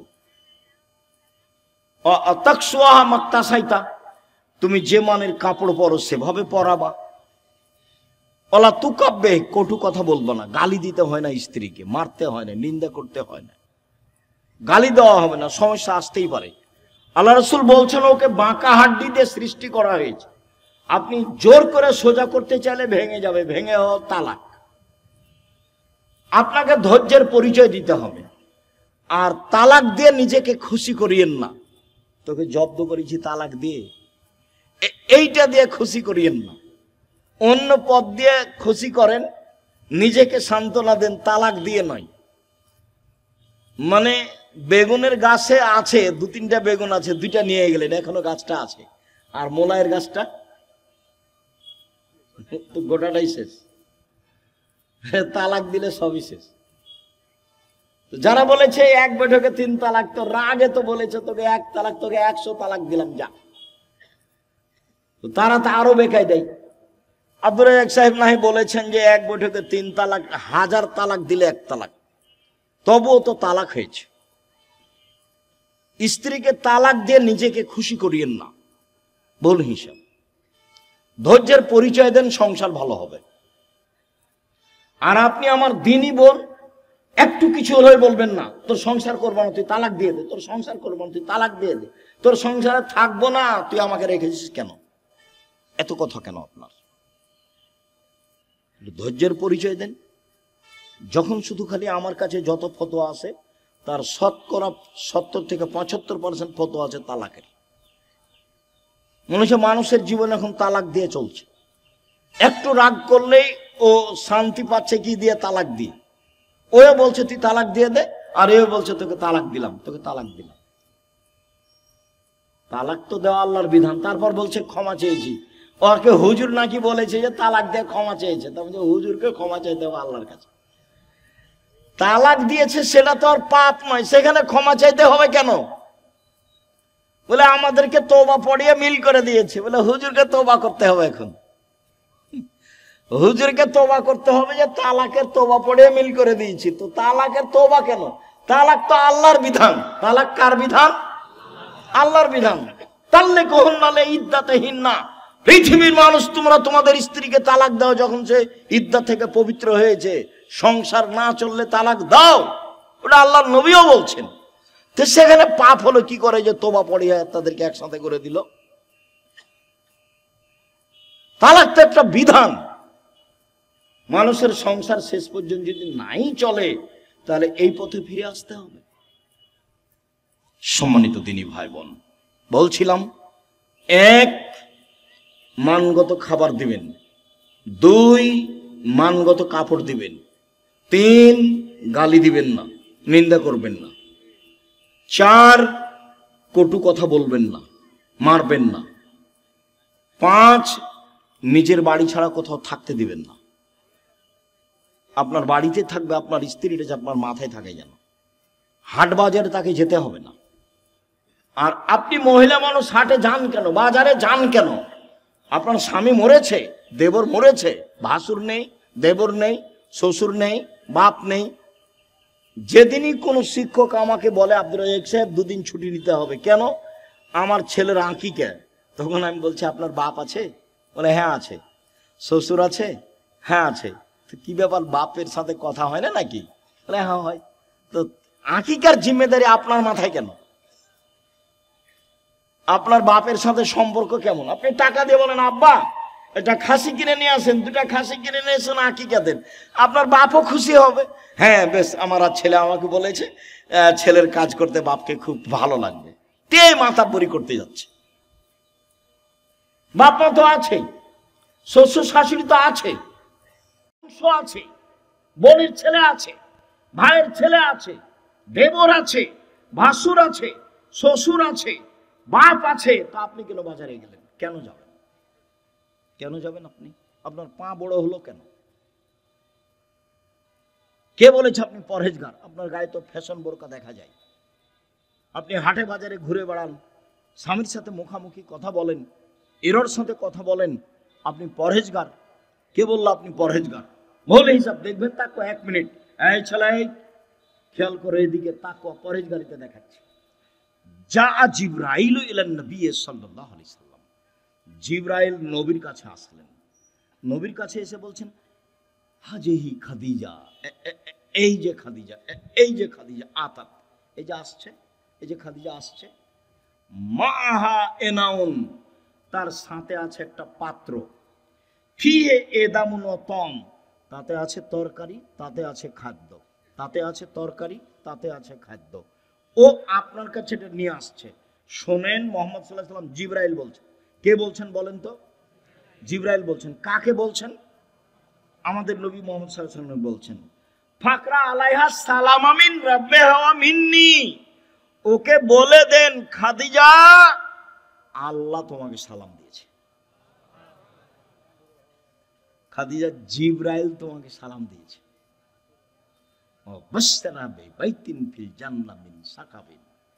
আর বলে দেন খাদিজা তোমার জন্য জান্নাতে একটা ঘর বানানো হয়েছে হীরা মুক্তা মাণিক্য দিয়ে। লা সাখাবা ফিহে ওয়ালা নাসাবা, সেখানে নেই কোনো হইচই, নেই কোনো কষ্ট ক্লেশ ক্লান্তি, সেখানে নেই কোনো হইচই হই হুল্লাড়, সেখানে নেই কোনো কষ্ট ক্লেশ দুঃখ দুর্দশা, কিছু নেই। বলে দেন 3টা কথা। 1, খাদিজা আল্লাহ তোমাকে সালাম দিয়েছে। 2, খাদিজা জিবরাইল তোমাকে সালাম দিয়েছে। তিন, খাদিজা তোমার জন্য একটা জান্নাতে ঘর বানানো হয়েছে, জিব্রাইল বলেন আমাকে। দেখলেন খাদিজা একজন মহিলা মানুষ কি করেছেন, কি করেন এমন, খাদিজা কি করেন এমন। আব্দুর রাজ্জাক সাহেব সেই তো আমরা তো বুঝতে পারছি না কি করেন এমন। তাহলে দেখি আরো দুইটা কথা বলি আপনার সাথে, দেখি কিছু ধরা পড়ে নাকি। ইব্রাহিম আলাইহিস সালাম তার স্ত্রী সারাকে নিয়ে এক এলাকা পার হচ্ছিলেন। ইব্রাহিম সালামের স্ত্রী পৃথিবীর ইতিহাসে সবচেয়ে সুন্দরী মহিলা সারা, এ কথা মুহাম্মদ সাল্লাল্লাহু আলাইহি সাল্লাম বলেন। তো ইব্রাহিমকে বলা হলো যে আপনার স্ত্রীকে স্বৈরাচার সরকার ডেকে পাঠিয়েছে। তো ইব্রাহিম আলাইহিস সালাম চেষ্টা করলেন কিন্তু রক্ষা হলো না। পৃথিবীর দ্বিতীয় মহামানব ইব্রাহিম আলাইহিস সালাম শেষ পর্যন্ত বললেন যাও, স্বৈরাচারী সরকার তোমাকে ডেকে পাঠিয়েছে, যাও। তো ভিতরে ঢুকতেই ওই স্বৈরাচারী সরকার দাঁড়িয়েছে, হাত বাড়িয়েছে, গায়ে হাত লাগাবে সেই জন্য। তখন সারা বলছেন এই থামো, আগে অজু হবে, 1 2 রাকাত সালাত হবে, তারপরে কোনো কথা। অজু করে 2 রাকাত সালাত আদায় করে বলছে আল্লাহুম্মা, হে আল্লাহ, ইন কুনতু আমানতু বিকা ওয়া বিরাসূলিকা, আমি সারা যদি তোমাকে মেনে নিয়ে থাকি যে তুমি আল্লাহ, আমি সারা যদি তোমার নবী ইব্রাহিমকে নবী বলে মেনে নিয়ে থাকি যে ইব্রাহিম নবী, আমি মেনে নিলাম। 3, আমার জিন্দেগিতে যদি আমি আমার লজ্জা স্থানকে আমার স্বামী ছাড়া কাউকে ব্যবহার করতে না দিয়ে থাকি, এই কথা 3টা যদি আমার সত্য হয়ে থাকে, নির্জনে এই স্বৈরাচারী শাসক যেন আমার গায়ে হাত লাগাতে না পারে। কথা শেষই হয়নি, উল্টে পড়ে গেছে ও। দেখলেন না ইমানের দাবি কেমন? পারবেন? হাটে বাজারে হ্যাঁ করে হাঁটছেন না, ঘুরে বেড়াচ্ছেন, কি দিয়ে হবে? বাড়িতে যাবেন, টিভি চলছে, স্বামী তো কেমন আপনি ভালো জানেন। আপনার স্বামীকে আমি খাটো করে কষ্ট আপনাকে দিতে চাই না, তবে আপনার স্বামী কাপুরুষ আমার কাছে ধরা পড়ে, এটা ঠিক।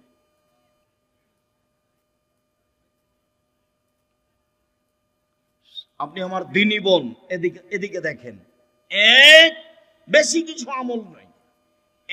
আমি নবীকে মেনে নিয়েছি, আমাদের নবী মুহাম্মদ সাল্লাল্লাহু আলাইহি ওয়াসাল্লাম আমরা মেনে নিয়েছি, আমাদের নবীকে মুহাম্মদ সাল্লাল্লাহু আলাইহি ওয়াসাল্লাম আমরা মেনে নিয়েছি। 2, আল্লাহকে মেনে নিয়েছি যে তুমি আছো, সবকিছু করতে পারো, তুমি আজিজ, এ তো মেনে নিয়েছি। 3, জিন্দেগিতে জেনা করিনি, এইটা আমাকে দিতে হবে, দিয়ে দাও। আল্লাহ বলেন ঠিক আছে দিব। ও মানুষ, আমি মানুষ নাই, ও পারে, আমি পারি না, তাকে দেয় আল্লাহ, আমাকে কেন দেয় না? দিবেই তো, দিতে হবে। আমি যেটা চাচ্ছি সেটা আল্লাহকে কি করতে হবে? দিতেই হবে। দেরি হলেও দিতে হবে, দিতেই হবে। আমি মানুষ, আমি অধিকার রাখি। আমি পাপী হলে কি হবে? আমি তো বলছি আমি গুনাহগার, তুমি আমাকে ক্ষমা করো, এটা আমাকে দিয়ে দাও। আমি তো বলছি, আমি তো মানুষের কাছে চাইনি, ধন্য ধরে বলিনি যে এই করেন সেই করে দেন, তুই আপনি কত ভালো মানুষ, আপনি অমুককে দিয়েছেন, এ তো আমি কাউকে বলতে চাইনি, আপনাকে বলছি, তোমাকে বলছি, করে দাও। এদিকে দেখেন, হাজেরা বলছেন যে ইব্রাহিম আলাইহিস সালাম আমাকে কাবা ঘরের পাশে রেখে চলে যাচ্ছে, আমি পিছে পিছে হাঁটছি আর বলছি আইনা তাজহাবা ইব্রাহিম, ইব্রাহিম আপনি কোথায় যাচ্ছেন? আইনা তাজহাবা ইব্রাহিম, ইব্রাহিম আপনি কোথায় যাচ্ছেন? অর্থাৎ রকুন বিহাযালদি লাইসা ফি ইনশাআল্লাহ শাই, আপনি আমাকে এমন একটা উপত্যকায় ছেড়ে যাচ্ছেন যেখানে মানুষজন তো নেই, পশু প্রাণী ঘাস পাতাও নেই, কিছুই নেই, আপনি আমাকে কিছু বলবেন না? এরকম নির্জন মরুভূমিতে রেখে যাচ্ছেন, না কথা বলছেন না, যেতেই আছেন। তো স্ত্রীও পিছে পিছে হাঁটছেন, এক পর্যায়ে বলছেন আল্লাহ আমারাকা, আল্লাহ কি আপনাকে এইভাবে চলে যেতে বলেছেন? আপনি আমাকে কিছু না বলেই যাবেন? আর আপনি আমাকে তো বলবেন যে হাজেরা থাকো, কোনো সমস্যা নেই, 2 বছর 5 বছর পরে আসবো, দেখা হবে, কিছু তো সান্ত্বনামূলক বলবেন। কিছু না বলে চলে যাচ্ছেন। আল্লাহ কি আপনাকে চলে যেতে বলেছেন? তখন ইব্রাহিম সাল্লাম বলছেন নাম, হ্যাঁ চলে যেতে বলছেন। তখন তিনি বলছেন ফালাই জাইয়াল্লাহু তাআলা, ঠিক আছে, আল্লাহ আমাকে ধ্বংস করবেন না। ধ্বংস করবেন না মানে উনি কি খেয়ে থাকবেন? আরে কয়েকশো কিলোমিটারের মধ্যে কোনো মানুষ নেই, দোকানপাট নেই, গাছপালা নেই, ঘাস পাতা নেই, কোনো কিছু নেই। তার আল্লাহর উপরে কত ভরসা। বলছে ঠিক আছে, তাহলে আল্লাহ আমাকে ধ্বংস করবেন না।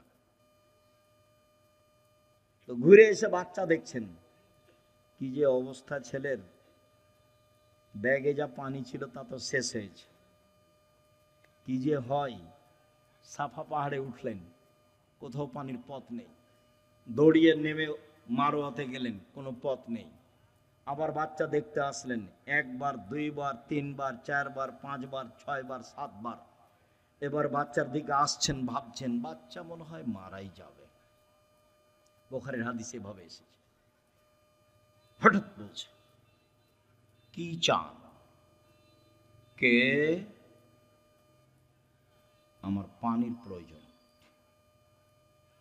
ঠিক আছে, পানির প্রয়োজন বলতেই জিবরাইল বাচ্চার পাশে, জিবরাইল নিজের পা দিয়ে আঘাত করলেন। বাচ্চার পায়ে আঘাত হয়েছে কথা মিথ্যে, বাচ্চার পায়ে জমজম চালু হয়েছে কথা মিথ্যে।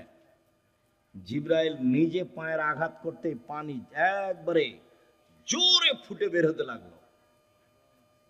তখন হাজেরা পানিগুলি থামাতে লাগলেন। জম জম মানে থামো, উনি বাঁধ দিয়ে পানিগুলো থামাচ্ছেন। আল্লাহ রসুল বলছেন যদি হাজেরা পানি না থামাতেন তাহলে জমজমের পানি সারা পৃথিবীতে ছড়িয়ে পড়ত। এভাবে রাসূল সাল্লাল্লাহু আলাইহি ওয়াসাল্লাম বলছেন। আপনি মহিলা মানুষ নিরাশা হন কেন? আব্দুর রাজ্জাক সাহেব শোনেন, অনেক কথা ছিল আপনার সাথে, তো আপনার সাথে তো কথা বলতে পারি না। তো একটা কথা, সব সময় আপনার কথার মাঝে একটা কথা ফুটে উঠে যে মহিলারা জান্নাতে যাবেই। 1 5 ওয়াক্ত সালাত, 2 রমজান মাসের সিয়াম রোজা, 3 স্বামীকে মেনে চলা, 4 জেনায় লিপ্ত না হওয়া। তো আমাদের তো এরকম ঘটে গেছে, এখন কি উপায়? চিন্তা করবেন না, চিন্তার কিছু নেই। বুখারী মুসলিমের হাদিস থেকে আপনাকে পরামর্শ দিয়ে আলোচনা শেষ করব ইনশাআল্লাহ। 1, আপনি আজ থেকে বন্ধ করেন, কোনো ছেলে যদি আপনার সাথে কথা বলতে চায় তাহলে আপনি বলবেন ইন্নী আখাফুল্লাহ, আমি আল্লাহকে ভয় করি। তোমরাকে বলছি, মোবাইলে কোনোদিন আর মেয়ের সাথে কথা বলবো না, বলবো যে আল্লাহকে ভয় করি। খালি যদি আল্লাহকে ভয় করি এই কথা বলো, তো পরকাল তো টিকবেই। পৃথিবীর কোন বিপদ তোমার সামনে এসে তোমাকে ধ্বংস করতে পারবে না। 1, 2, জেনা বন্ধ, আজ থেকে বন্ধ। তুমি যদি এই সিদ্ধান্ত নিতে পারো জেনা বন্ধ, যে কোনো বিপদ থেকে বেঁচে যাওয়া। প্রমাণ দিতে পারবা? ওই যে বুখারী মুসলিম, ওই যে ঘটনা, 3 জন রাস্তায় হাঁটছিল, বৃষ্টি আসলো, গর্তে ঢুকে গেল, উপর থেকে পাথর এসে মুখটা আটকা পড়ে গেল। একজন বলল যে বাপ মাকে ভালোবাসি, পাথর সরিয়ে দেন। তাহলে বললাম আল্লাহ বললেন দিলাম। একজন বলল যে একটা লোককে কাজে নিয়েছিলাম, অর্ধেক দিন কাজ করে চলে গেল, টাকা দিতে চাইলাম নিল না, আমি ওর টাকা বাড়াতে তো অনেক গরু ছাগল করে দিলাম। একদিন এসে বলছে আমাকে টাকা দেন। আমি বললাম গরু ছাগল নিয়ে যাও। আমাকে বলছে মজাক করবেন না। না মজাক করিনি, তুমি সবই নিয়ে যাও। সবই নিয়ে গেছে। এই কাজটা যদি ভালো করে থাকি পাথর সরিয়ে দাও, বলে দিলাম। তার একজন বলছে আমার চাচাতো বোনের সাথে আমি জেনা করতে চেয়েছিলাম, তো আমাকে 200টা স্বর্ণ মুদ্রার কথা বলেছিল। আমার চাচাতো বোন ভেবেছিল আমি গরিব মানুষ, টাকা সংগ্রহ করতে পারবো না স্বর্ণ মুদ্রা। আমি হাড় ভাঙা পরিশ্রম করে লম্বা সময় 200 দিরহাম দেনার জমা করে তাকে দিলাম। আমি জেনায় বসেছি, জেনা করব। তখন আমাকে বলছে দেখ আল্লাহকে ভয় কর, আমাকে অসতী প্রমাণ করিস না। দেখ তুই আল্লাহকে ভয় কর, আমাকে জেনাকারিনী মহিলা হিসাবে গণ্য করিস না, আমাকে অসতী প্রমাণ করিস না, তা আমি অন্যায় করিনি, উঠে গেছি, তো দাও তাহলে পাথর সরিয়ে দাও। তা আল্লাহ বলছেন দিলাম। এ দেখেন, বোঝা গেল না কথা? আর এদিকে আল্লাহ বলছেন অনাহা নাফসা আনিল হাওয়া ফাইনাল জান্নাত হিয়াল মাওয়া। কেউ যদি নিজেকে অশ্লীল কাজ থেকে ঠেকাতে পারে, আমি আল্লাহ তাকে জান্নাতুল মাওয়া দিলাম। আপনি রাতের লম্বা আলোচনা আছে, বক্তব্য রেকর্ডিং আছে, সেখান থেকে নেবেন। আপনাকে নেওয়ার জন্য আন্তরিকভাবে অনুরোধ জানিয়ে কয়েকটি জরুরি কথা, চলাচল বন্ধ করে কথা শুনবেন। আর আমি কোনো সময় আসলে আমার একটা অনুরোধ রক্ষা করবেন, কাজ মাথায় করে নিয়ে আসছেন না। আপনি যখন রাস্তায় হাঁটেন, গল্প করেন, তখন আপনার কাজটাকে আমি ঘৃণা করি, আমাকে ভালো লাগে না। আর আমি আমার কথার উপরে খুব বিশ্বাসী যে আমি কোরআন হাদিসের কথা বলি। আমার জীবনে আমি কোনোদিন রূপক অপ্রয়োজনীয় কথা বলিনি। তো আপনার হেঁটে বেড়াটা, আপনার গল্প করাটা, আপনার চায়ের স্টলে বসে থাকাটা, এটা আমি ঘৃণা করি। কাজে এই সময় আপনি আমাকে কাজ দেখাবেন না। কি করবেন? গিয়ে দোকানে বসে থাকবেন, নাহলে বউয়ের সাথে গিয়ে ঝগড়া লাগাবেন। কি কাজ আছে? আমি তো আপনার এলাকায় থাকি, যে আপনার কাজ আমি খুব ভালোভাবে বুঝি। আর জমি জায়গার চাষ যদি বলেন, তা আমার আব্বা কৃষক মানুষ ছিলেন, আমিও কৃষকতাকে ভালো বুঝি। জমি চাষ করা, কিভাবে ধান উৎপাদন হবে, কিভাবে আমার আব্বাকে আমি দেখেছি। কাজে আপনার কাজকর্ম আমি ভালো জানি। উপার্জনের পথ চারটা। এই ছেলে, উপার্জনের পথ কয়টা? চারটা। এক, দিন মজুরি, সন্ধ্যায় টাকা শেষ হবে। 2, চাকরি, 25 দিনে সাধারণত টাকা শেষ হবে। কয়দিনে? 25 দিনে, বাকি 5 দিন ধার কর্য করে চলবে।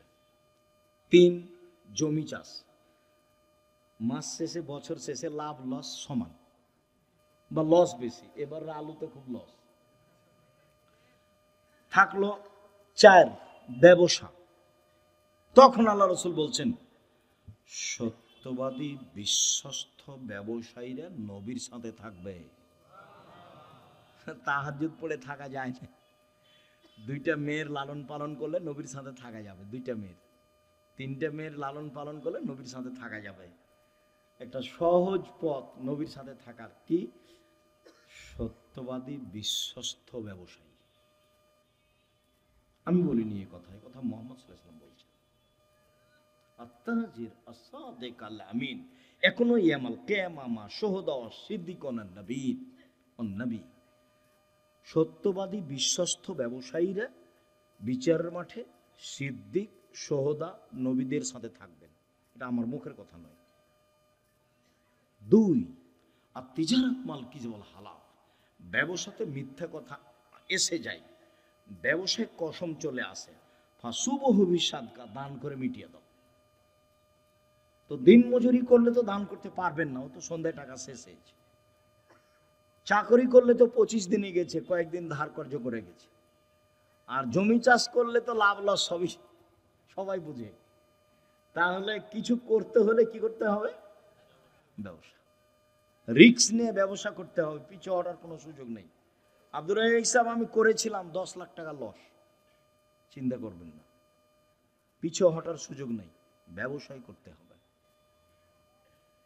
তবে যে ব্যবসা ধরে আছেন সেটাকে সহজে বাদ দিয়ে আরেকটা করতে যাবেন না, ওটা আল্লাহ রাসূল না করেছে। হ্যাঁ, এইটার চেয়ে একটা ভালো ব্যবসা আপনি বুঝতে পারছেন আপনার বিদ্যা বুদ্ধি দিয়ে, তখন ওটা শুরু করবেন। একটা টোটালি ছেড়ে দিয়ে আরেকটা যাবেন না, নাহলে মায়ের খাওয়ার সম্ভাবনা আছে। তাহলে রুজি উপার্জনের সবচেয়ে উত্তম পথ কোনটা? ব্যবসা। আমি চকলেট দিয়ে ব্যবসা করতে বলিনি, আমি বলেছি সবচেয়ে কম পয়সার ব্যবসা কি? চকলেট। আমি বলিনি যে চকলেটেরই ব্যবসা করতে হবে। আমি বলেছি শ্বশুরের কাছে যৌতুক নিও না, চকলেটের ব্যবসা করো। তা আমি কি চকলেটেরই ব্যবসা করতে বলেছি, না লোন লাগবে না কিদের ব্যবসা কিসের করতে হবে? কম টাকার, তাহলে লোন নেওয়া লাগবে না। কলার ব্যবসা করতে বলেছি, লোন নেওয়া লাগবে না। আর কলকাতায় হিরোইন কিনে ঢাকায় বিক্রি করতে নিষেধ করেছি, শ্বশুরের কাছে টাকা নিতে নিষেধ করেছি, খুব শক্তভাবে নিষেধ করেছি।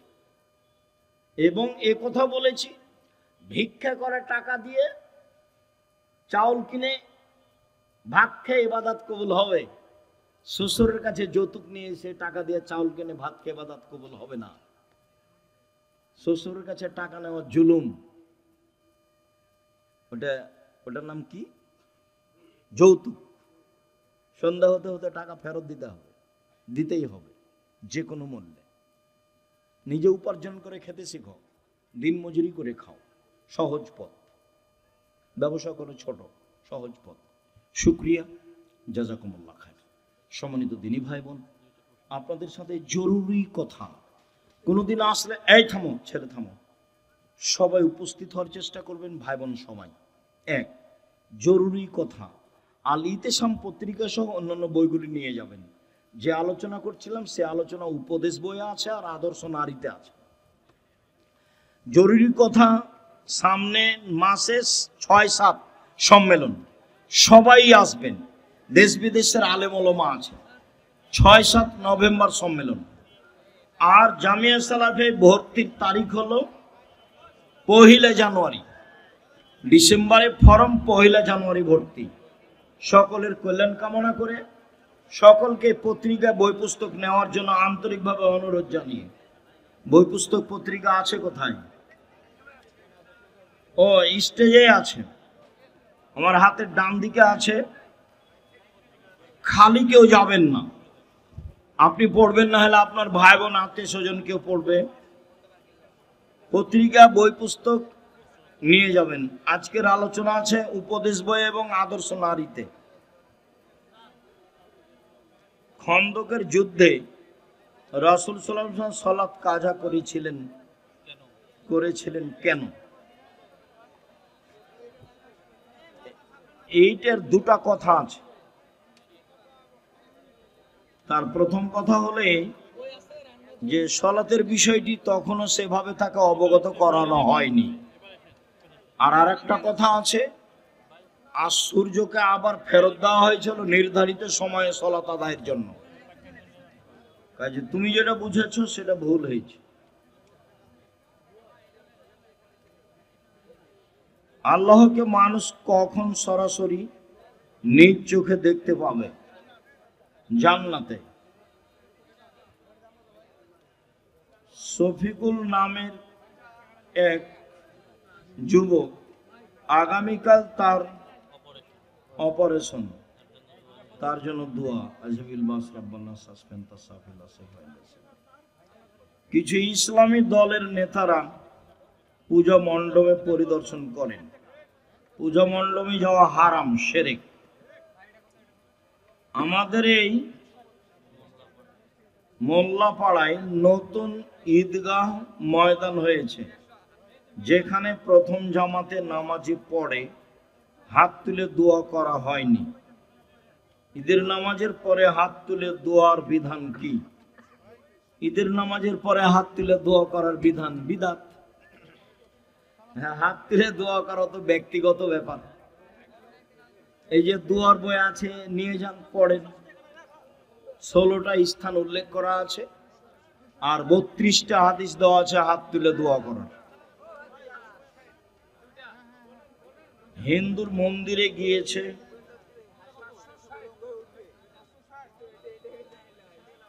তারাবি ও তাহাজ্জুদ নামাজের পার্থক্য কি? তারাবি তাহাজ্জুদ একই। তারাবি পড়লে তাহাজ্জুদ পড়তে হবে না, তাহাজ্জুদ পড়লে তারাবি পড়তে হবে না। কোন ইসলামী দলকে ভোট দেব?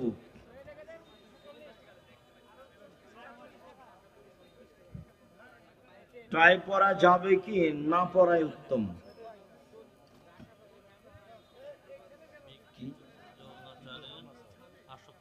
বিকৃত যৌনাচারে আসক্ত হলে ওই থেকে ফেরার উপায় কি? রাতে উঠে কান্নাকাটি করতে হবে, তাসবিহ তাহলিল করতে হবে, কোরআন তেলাওয়াত করতে হবে। বেতের সালাতে দোয়া কুনুত পড়া কি বাধ্যতামূলক? মাঝে মধ্যে দুই একদিন পড়বেন। আমরা রমজান মাসে দুই একদিন পড়ি। দোয়ায়ে কুনুত এভাবে পড়তে হবে না। আল্লাহ রাসূল দোয়ায়ে কুনুত পড়েছেন ভিতরে তা প্রমাণ হয় না, তবে হাদিসে এসেছে সাহাবীগণ পড়তেন। মাঝে মধ্যে দোয়ায়ে কুনুত পড়বেন, বেতের পড়তেই হবে। দোয়ায়ে কুনুত পড়তে পারেন মাঝে মধ্যে। দোয়ায়ে কুনুত বেতের পড়লেই দোয়ায়ে কুনুত পড়তে হবে কথা ঠিক নয়। কেউ যদি কোনোদিন দোয়ায়ে কুনুত পড়তে চায় তাহলে বেতের সালাতে রুকুর আগে বা পরে পড়বে। কেউ যদি কোনোদিন দোয়ায়ে কুনুত পড়তে চায় তাহলে বেতের সালাতে রুকুর আগে বা পরে পড়বে। কেউ যদি কোনোদিন দোয়ায়ে কুনুত পড়তে চায় তাহলে বেতের সালাতে রুকুর আগে বা পরে পড়বে। বেতের পড়লেই দোয়ায়ে কুনুত পড়তে হবে এই কথা ঠিক নয়। শুকরিয়া, জাযাকুমুল্লাহ খায়ের। সবাইকে আল ইতিসাম পত্রিকা বই পুস্তক নেওয়ার আন্তরিকভাবে অনুরোধ জানিয়ে, আর নভেম্বরের 6-7 দেশ বিদেশের বড় বড় আলেম ওলামা আসবে। আর জামিয়া সালাফিয়া আপনাদের নিজের প্রতিষ্ঠান, আপনাদের এলাকায়, কাজে কষ্ট হলে সবাই গিয়ে সম্মেলনটা সফল করার চেষ্টা করবেন। আমিও খুশি হব, ইনশাল্লাহ ভালো লাগবে। জাযাকুমুল্লাহ খায়ের। আপনাদের সার্বিক কল্যাণ কামনা করে, আমার দিনী বোনদের সার্বিক কল্যাণ কামনা করে, প্রয়োজনীয় জিনিস আল্লাহর কাছে চাওয়ার আন্তরিক জোরালো দাবি জানিয়ে আপাতত আজকের মতো কথা এখানে শেষ করছি। আল্লাহ আমাদের যারা মারা গেছে তুমি তাদের কবরের শাস্তি মাফ করো। আমরা যারা অসুস্থ বাড়িতে হাসপাতালে তুমি তাদের আরোগ্য দান করো। আমরা যারা বেঁচে আছি তুমি তাদেরকে তোমার রাসূলের পদ্ধতি অনুযায়ী চলার তৌফিক দান করো। রাতে উঠে তোমাকে কিছু বলার মতো সুযোগ করে দাও। তোমার দরবারে এই জোরালো দাবি দেওয়া দোয়া রেখে আজকের আলোচনা এখানেই শেষ করলাম। সুবহানাকা আল্লাহুম্মা ওয়া বিহামদিকা আশহাদু আল্লা ইলাহা ইল্লা আনতা আস্তাগফিরুকা ওয়া আতুবু ইলাইক। আসসালামু আলাইকুম।